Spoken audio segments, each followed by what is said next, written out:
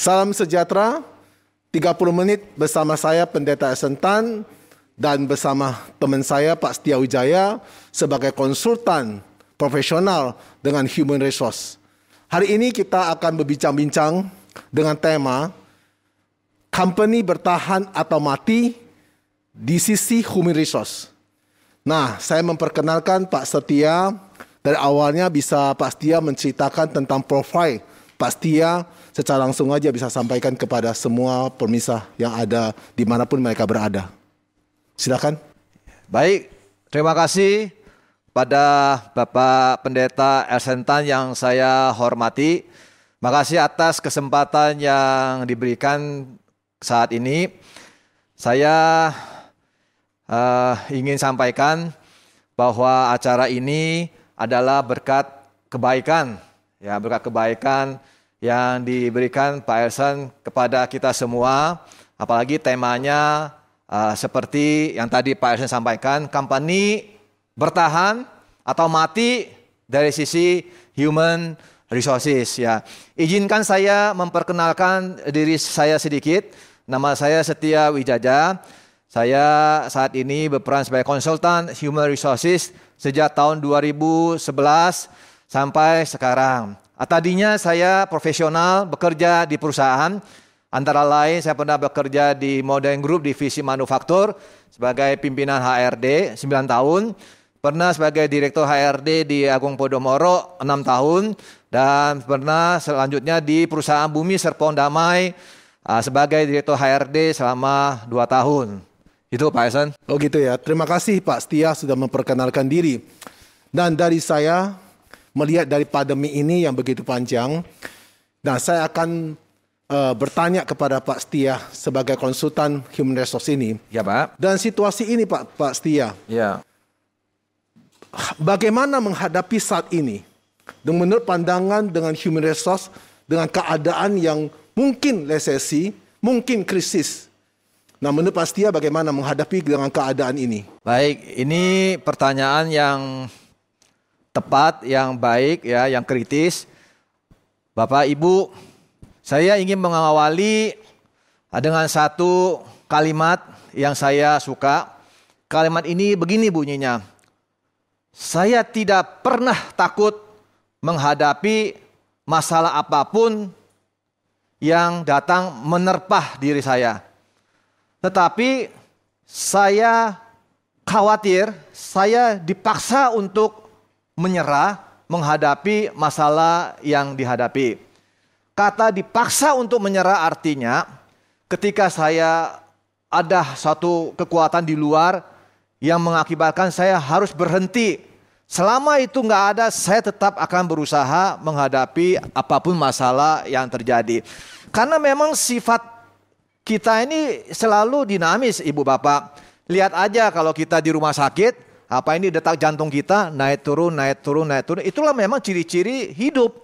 Kalau detak jantung kita udah tet, berarti memang sudah nggak ada masalah. Jadi itu pertama yang saya mau sampaikan. Kedua, saya mau sampaikan ada satu nasihat dari guru saya, Master Shinjin, mengatakan dunia ini memang separuh-separuh. Ada orang baik, ada orang jahat. Betul, situasi sekarang ini banyak perusahaan, ya, banyak perusahaan yang menurun, bahkan mungkin tutup, udah banyak. Tapi jangan salah, banyak juga perusahaan yang bisa bertahan, yang bisa bertumbuh dan mereka bisa maju loh. Ya, karena dunia ini memang separuh-separuh, kata guru saya. Saya mau ngambil contoh ya, izinkan saya mengambil contoh beberapa perusahaan yang menurut saya dalam kondisi sekarang ini mereka masih tetap bisa bertahan. Bahkan bertumbuh penjualannya. Saya bisa menyebutkan beberapa contoh. Yang satu, perusahaan distributor Lamb Dexton, ya. Itu Lamb Dexton itu mereka bertumbuh dan mereka bertahan, mereka bertumbuh, Pak. Ya. Kemudian ada perusahaan handphone Advan yang akhir tahun nanti, ya, mereka akan meluncurkan produk baru, ya. Bapak Ibu, di tempat ini aja, tempat kita nih Pak, itu sekolah kue, IPS ya. Ini mereka juga tetap bertahan, tetap bisa bertumbuh karena apa? Ada program-program program-program untuk mengajar kursus masak, itu karena ide-ide kreatif dari pendirinya, dari timnya yang inspirasi. Mereka punya program kue yang untuk anak kecil, SMP dan SMA, dan itu akan membuat mereka akan bertahan. Jadi ya, dan tentu masih banyak lagi saya bisa kayak contoh perusahaan yang memang entah bagaimana, itu perusahaan-perusahaan yang memang saya sekarang lagi bantu Pak Ersan. Nah, jadi mereka tetap bisa bertahan, mereka tetap bisa survive. Ada lagi perusahaan yang produksi ya oli, solar, ban. Nah gini Pak Setia, okay. Yang mau saya tanyakan gini. Ya. Menurut Pak Setia sebagai konsultan human resource, dengan keadaan yang PSBB ini, ya tentu kan dari pihak dari wewenang pemerintah memberikan untuk 25% untuk pegawai untuk bekerja. Ya. Nah, bagaimana segi pandang ini? Sedangkan yang lain itu kan dirumahkan. Nah, bagaimana kelanjutannya menurut human resource untuk mempertahankan perusahaannya, dan apakah orang-orang 25% semestinya apa yang mereka bisa kasih pandangan untuk bekerjanya? Oke, jadi tadi nyambung sedikit Pak Ersan. Ya. Jadi yang tadi itu mengawali tadi yang kalimat tadi yang saya sampaikan itu intinya apa Ibu Bapak?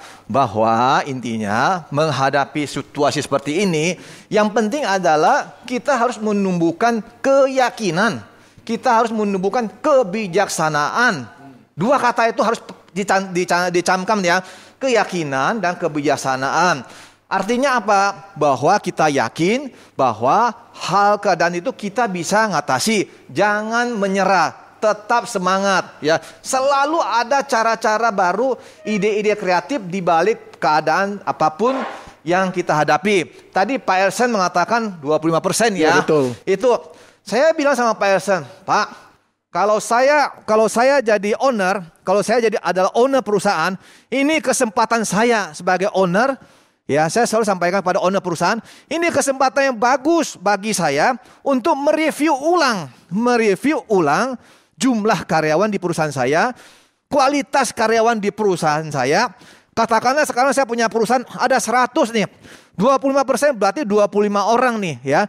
Kalau 25 orang itu bisa jalan dan 25 orang itu memang orang-orang terbaik saya, kenapa saya harus sampai 100 orang?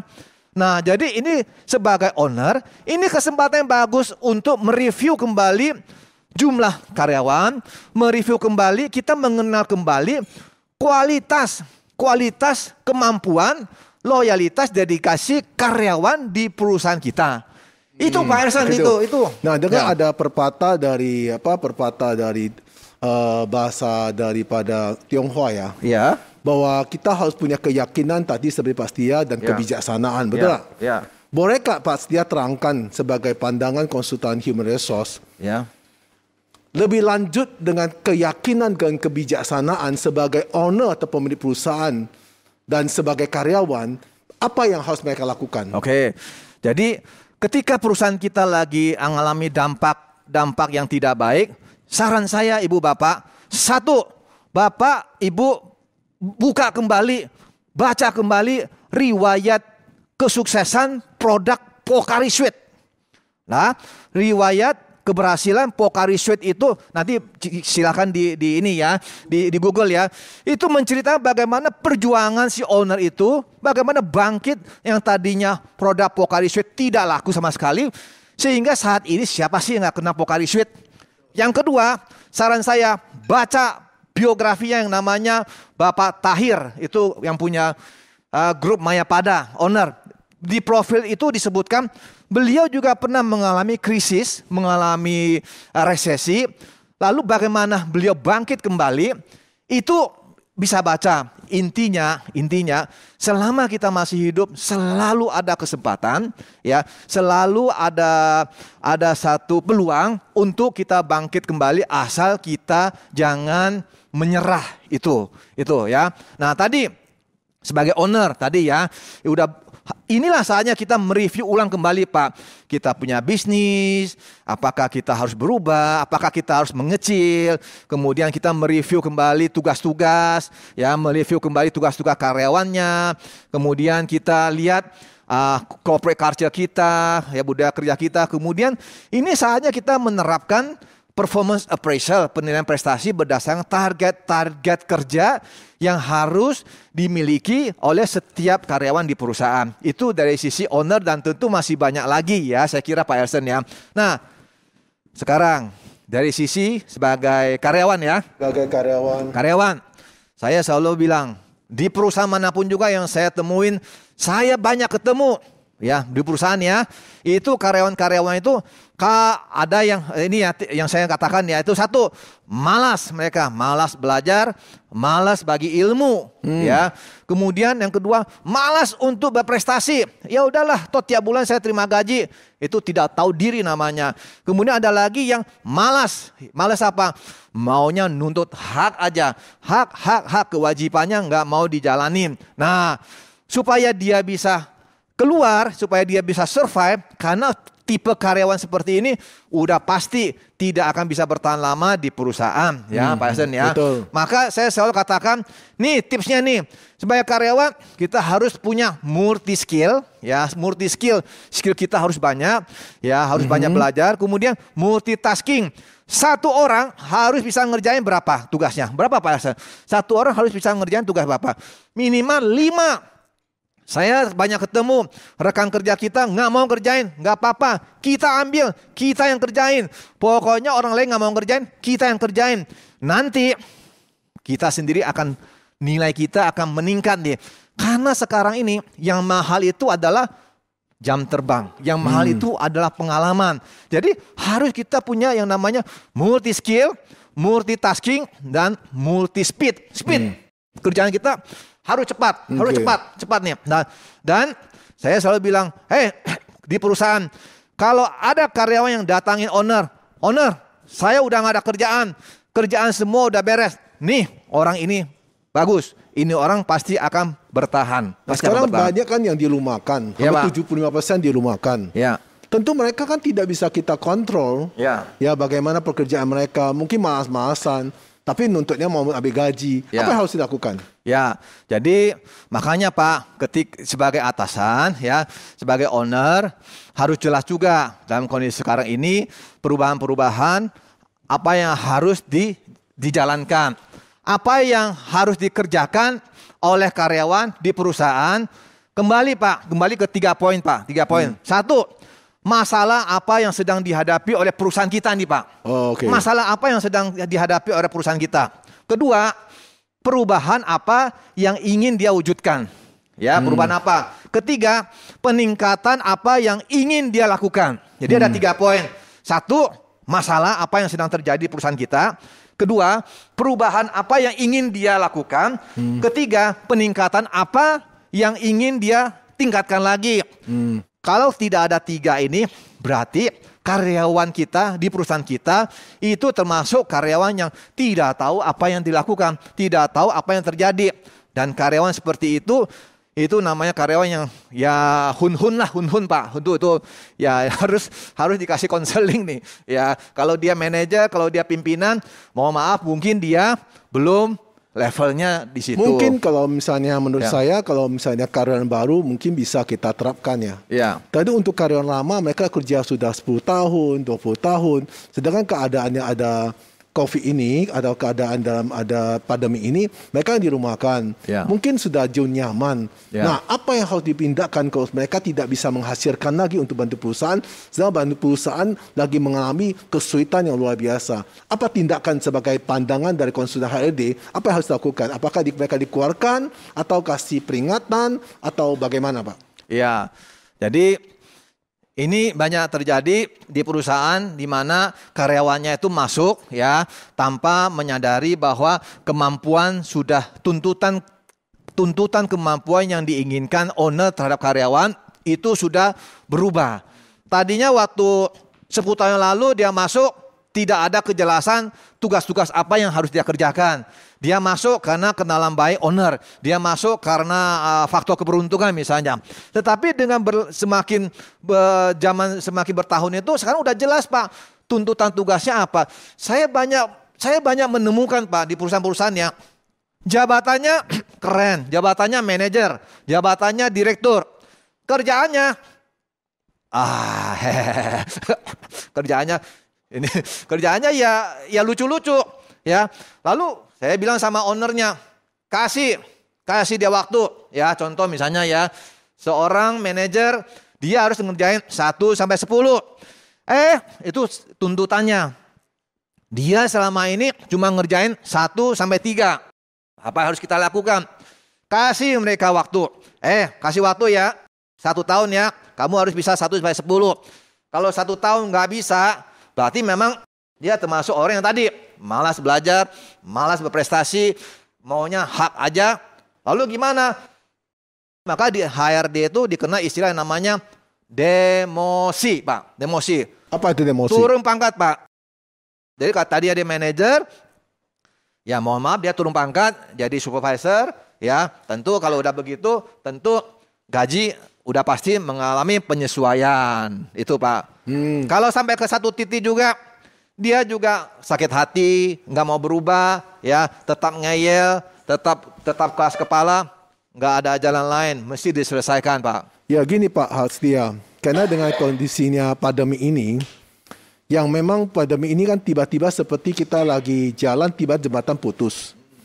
Nah, tidak ada satupun orang mampu untuk menyelesaikan masalah untuk pandemi ini. Tetapi dalam sisi perusahaan, mereka selalu ingin menyelesaikan perusahaan di saat-saat sudah tidak bisa berjalan lagi. Kalau perusahaan masih bisa berjalan, mungkin tidak ada masalah ya. Tapi di saat-saat tidak bisa jalan lagi, apakah pasti ya sebagai konsultan human resource bisa diundang untuk menyelesaikan masalah ini? Pasti Pak. Jadi kalau jadi masalah apalagi dari sisi human resources Pak, itu memang udah jasa, udah keahlian kami untuk membantu di company Pak ya. Memang ketika kan tadi dari sisi human resources-nya Pak ya, saya mau kasih tahu Ibu Bapak. Ketika perusahaan ini katakanlah ibarat itu adalah rumah Pak, rumah ya. Ketika di luar rumah kita nih Ibu Bapak, ketika di luar lagi turun hujan salju, ketika di luar kita sekarang ini lagi turun hujan batu, nggak ada jalan lain. Kita harus apa? Kita harus stay di dalam rumah kita, ya. Kita harus istirahat di rumah kita. Sambil kita membenahi rumah kita, ada nggak yang harus kita rapiin? Jawabannya adalah banyak Ibu Bapak, ya banyak PR. Kondisi sekarang saya selalu bilang HRD sekarang dalam kondisi sekarang itu bukannya nggak ada kerjaan Pak, malah bertambah banyak kerjaannya. Ya tadi itu ya, review job desk, review peraturan perusahaan, kejelasan hak dan kewajiban, dan itu banyak sekali kerjaan. Biasanya Pak Setia langsung ke perusahaan itu untuk menyelesaikan, atau berapa sekarang apalagi dengan keadaan pandemi itu, apakah by Zoom atau langsung kunjungi ke perusahaan itu untuk menyelesaikan karyawan itu, atau untuk menginterview karyawan itu, atau bagaimana biasanya? Nah, dua-duanya Pak, semua dijalani Pak. Ada yang pakai Zoom, ada yang turun langsung, ya datangi, ketemu karyawannya, ya ada yang ini. Ada yang pakai Zoom tadi ya. Dan saya banyak ketemu Pak di perusahaan. Ini ada atasan, ada bawahan ya. Ada atasan bawahan. Bawahannya lebih pintar dari atasannya. Bawahannya lebih punya semangat kerja. Jadi bukan hanya lebih pintar, lebih semangat, lebih punya dedikasi, dan lebih aktif lagi dibandingkan dengan atasannya. Si atasan karena udah merasa orang lama ya, muncul yang namanya post power syndrome nih ya. Apalagi ketemu nih, nggak mau ngajarin, cuek, malas. Nah, buat apa kita pertahankan karyawan seperti itu? Nah, itu Pak. Memang berarti sekarang kondisinya harus cari orang-orang kerja yang bisa mengerjakan 5 kerjaan. Betul Pak. Kreatif, inovatif, betul, ya, Pak. dan aktif kan. Betul Pak. Dan juga memang orang itu tidak perlu ditanya mau kerja apa, tapi orang itu menanya, dia ada kerjaan lagi gak? Betul. Nah seperti kayak gitu, saya rasa dengan kondisi dengan ada pandemi ini memang sulit tuh dapat orang seperti itu pasti ya. Iya. Nah karena kita lah lama-lama kan sudah biasanya terbentuk oleh perusahaan, sudah zona nyaman, ada bagian masing-masing. Ya. Sedangkan gaji tidak naik, suruh mengerjakan pekerjaan lebih dari itu. Bagaimana menurut pandang Setia? Ya, jadi nah ini kalau kita bicara mengenai karyawannya Pak Elson ya. Jadi level karyawan itu macam-macam. Kalau kita sebagai staff level, kita datang ya, ada satu kalimat bagus. As a staff, we came out with problem. Jadi sebagai staff kita datang, kita munculkan problem-problem yang ada di perusahaan, problem. Tapi kalau kita udah level kita udah leader, level kita itu udah manager, kita nggak bisa hanya datang problem aja. Tapi kita juga harus memberikan satu solusi dan juga memberikan keputusan kepada owner untuk hal-hal apa yang harus kita jalankan supaya kita bisa survive, perusahaan bisa survive dan bisa nantinya bisa berkembang, Pak Ellison, Pak. Itu ya. Oke, Pak Setia. Yang saya mau untuk akhiri dengan kita diskusi ini, Pak Setia. Pak Setia sebagai selaku konsultan HRD ya. Ya, Pak. Dengan saat ini kan banyak perusahaan pada saat ini sangat membutuhkan. Saya tahu Pak Setia pasti sibuk sekali ya dalam kondisi ini. Tunggu banyak juga yang lagi ditangani proyek-proyeknya. Ya, Pak. Kira-kira bagaimana mengundang Pak Setia untuk ke perusahaan-perusahaan untuk bicarakan tentang mengenai karyawan, karena ada karyawan yang bandel, ya. Ada karyawan yang sudah kan lama ya. Ya. Ada juga perusahaan itu juga ingin merubah kerjanya, artinya ingin mengupgrade untuk mendapat karyawan-karyawan baru. Karyawan baru juga tahu ya, mungkin mereka juga gagal dari perusahaan lain yang masuk ke sini ya sama kan, pindah dia punya orang tapi nggak pindah kerjanya, orangnya sama. Ya. Nah terus kemudian dengan adanya pandemi ini kan sangat sulit. Bagaimana Pak Setia bisa handle, kasih pandangan kepada semua permisa yang Pak, ada dimanapun mereka berada. Mungkin mereka ingin dengar kira-kira kemampuan Pak Setia itu apa sih untuk menghandle sehingga perusahaan itu supaya bisa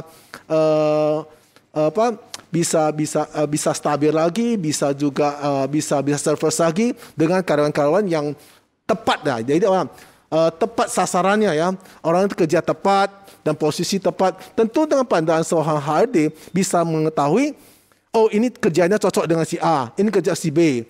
Ya mungkin Pak Setia lebih spesial ke sana kan. Ya Pak. Ya, gitu. Oke, makasih Pak Ellison.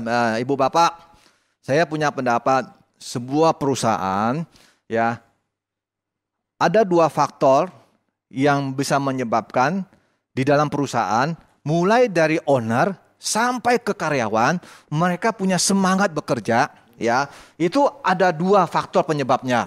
Yang pertama itu adalah tentu kondisi bisnis di perusahaan itu, ya, kondisi bisnis di perusahaan itu, ya. Nah, kemudian kedua adalah faktor leader pemimpin di dalam perusahaan itu. Yang bisa kami bantu itu adalah pertama, tentu mereview kemampuan leader-leader yang ada di perusahaan tersebut, apakah mereka sudah menjalankan belum tugas yang mereka sampaikan, planning yang mereka sampaikan, output yang mereka hasilkan itu apakah sudah memenuhi belum ekspektasi dari si owner tersebut. Baik. Kalau belum, ya kita kasih satu ukurannya Pak, ya ukurannya. Ada cara-caranya. Ada ukurannya. Kalau mereka nggak bisa, nggak ada jalan lain Pak, nggak ada jalan lain, kita harus ganti pemimpinnya. Ganti apa yang ada, ganti dengan orang baru, ya seperti yang kami lakukan di perusahaan. Ada GM, dia cuma ngomong doang, tapi dia nggak menjalankan apa yang dia lakukan. Udah gitu dia berbuat curang, dia korupsi, dia membuat hal-hal yang melanggar peraturan perusahaan. Yang memang harus diselesaikan, itu kita akan selesaikan dengan biaya yang sangat efisiensi. Kadang-kadang kita ketemu Pak di perusahaan Pak, udah karyawan udah salah, udah males, ngeyel, ketika kita minta dia berhenti, dia nantang kita dengan pesangon yang gede, dan itu tentu akan kita bantu bagaimana menghadapi itu semuanya, Pak Ellison. Oke, Pak Setia. Ya. Saya sangat diberkati lah dengan penjelasan Pak Setia ini sebagai selaku konsultan HRD ya yang sudah banyak pengalaman, udah hampir 11 tahun ya Pak pas itu ya. Ya, sebagai konsultan Pak. Sebagai konsultan. Bisa nggak Pak Setia kasih kalimat ataupun satu penutup, kira-kira bagaimana dari permisa mungkin punya perusahaan, punya kesulitan masalah karyawan, ya, masalah manajer-manajer, Pak Setia bisa kasih tips supaya mereka bisa undang Pak Setia untuk ke perusahaan mereka untuk supaya survei atau menegosiasi atau menghandle perusahaan-perusahaan permisa yang ada dimanapun mereka berada. Jadi untuk menghubungi saya, Ibu Bapak, kami siap bantu ya. Apalagi nanti sudah direferensi oleh Bapak Pendeta kita yang ganteng ini nih, yang saya hormati ini ya. Jadi jangan sungkan-sungkan untuk hubungi Bapak Pendeta Pak Elson Tan yang saya hormati, itu poinnya ya. Nah, penutup kalimat ini yang saya mau sampaikan itu adalah, kalaupun ekonomi lagi cerah, bayangkan ini, sekarang udah berlalu nih ya. Ingat Ibu Bapak, tidak ada sesuatu yang abadi, ya kan?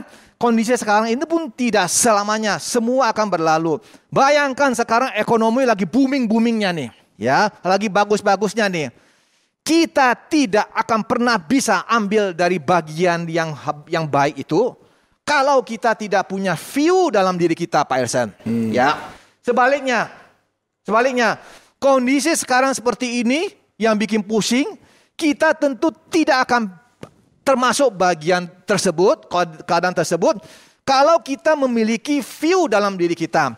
View yang saya maksud itu adalah vision. Kita tahu apa yang harus kita lakukan.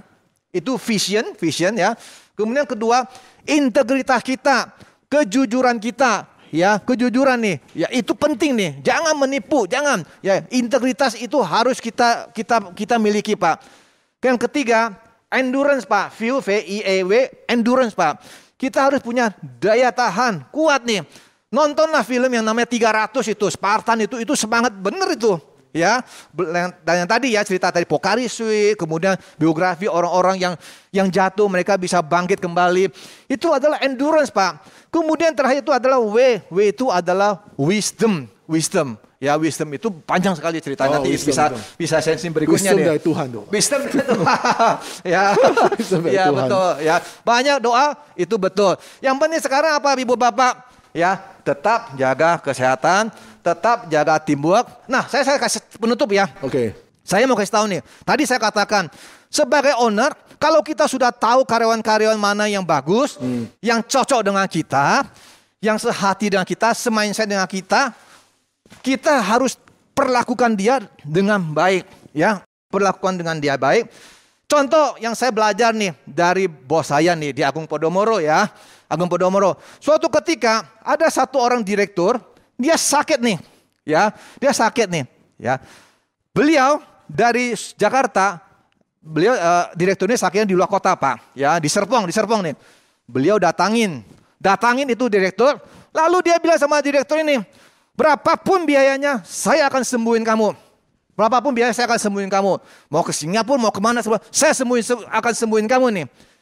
Kondisi seperti itu bagi si direktur itu krisis, Pak. Krisis nih. Tapi lihat nih perlakuan si ownernya, Pak. Dia datangi, apa yang terjadi, Pak? Apa yang saya mau ngomong? Hari ini itu direktur salah satu tulang punggungnya Agung Podomoro. Dan tidak ada seorang pun perusahaan yang bisa membajak direktur itu. Luar biasa. Ya, karena loyalitas dan keperhatian soal pemimpin kepada pegawainya bagus sekali. Betul. Ya. Ini kesempatan, Pak. Owner harus lihat nih, mana karyawan saya nih yang cocok nih. Nah, itu. Berarti sama juga ya, seorang perusahaan harus seorang bapak bagaimana memperhatikan anaknya gitu kan. Betul, jadi Pak. ada timbal balik kan. Betul. Anak kalau misalnya nggak bisa kerja, diapain? Dijewel, Pak, dijewel dulu. Ya, kalau nggak bisa kerja lagi, suruh sekolah di perusahaan lain aja. Sekolah perusahaan lain ya. Nah, itu ya tips-tipsnya ya. Okay. Ya. Nah, banyak, dan penutupnya kami punya jasa HRD ada 25 jurus, Pak. Oke tuh ya. Ada 25 jurus loh. Luar biasa. Cari orang, headhunter itu salah satunya, Pak. Tapi headhunter ya, bukan ghost hunter ya, Pak ya. Kalau ghost hunter kami nggak bisa, Pak. Ya, 25 nih. Kami cuma kalah sama Sun Tzu, Pak. Sun Tzu itu 36 jurus. Kita gitu. 25. Nama. Sun Wukong 72 loh. Sun Wukong 72 ya.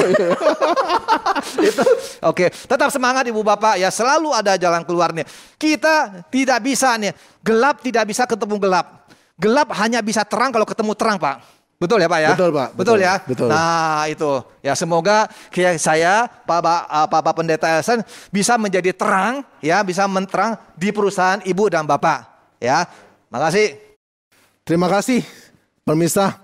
Hari ini secara bincang-bincang dengan Pak Setia Wijaya, karena dia sebagai konsultan HRD yang cukup profesional. Kita juga mengucapkan terima kasih Pak Setia. Ya, makasih, Pak. Kiranya saya undang kepada semua pemirsa yang mendengar dengan rekaman ini, jika mau mengundang Pak Setia, bisa mencatat nomor telepon di sini. Ya, nomor telepon Pak Setia ada di sini. Silakan saudara menghubungi by WA Dan kemudian teks, kemudian undang Pak Setia untuk bincang apa permasalahan saudara di dalam perusahaan saudara. Apa permasalahan manajer-manajer saudara, apa permasalahan di dalam karyawan saudara. Bila ada yang membutuhkan karyawan-karyawan baru, Pak Setia pun sanggupkan untuk memberikan karyawan-karyawan yang tepat dengan posisi-posisi yang ada. Karena saya kenal beliau cukup lama, saya tahu dia seorang waktu kerja seorang HRD, direktur HRD yang cukup luar biasa, yang setia dan selalu mengutamakan perusahaan. Maka ketika dia sekarang bekerja sendiri, sekarang sudah sukses, saya juga tahu dia orang yang bisa bertanggung jawab dan bisa memanage ataupun memperposisikan pegawai-pegawai yang baik. Karena banyak sekarang saya lihat dulu yang sekarang jadi CEO di dalam Agung Podomoro ataupun di Modern, semua masih utang budi pada dia karena dia memposisikan semuanya. Dan hari ini kalau nggak Setia masukkan mereka, saya nggak tahu apa posisi mereka. Inilah jasa dia. Karena hari ini saya percaya pembicaraan Pak Setia sangat memberkati semua kita semuanya. Kiranya pemirsa yang ada dimanapun berada, saya himbau catat nomor telepon ini. Jangan lupa nomor telepon Pak Setia Wijaya, nomor handphone ini silakan selalu catat dan saudara kontak segera. Salam dari saya, Pendeta Esen Tan dan Pak Setia Wijaya dengan tema kita company bertahan atau mati dalam sisi human resource. Salam sejahtera dan salam sukacita.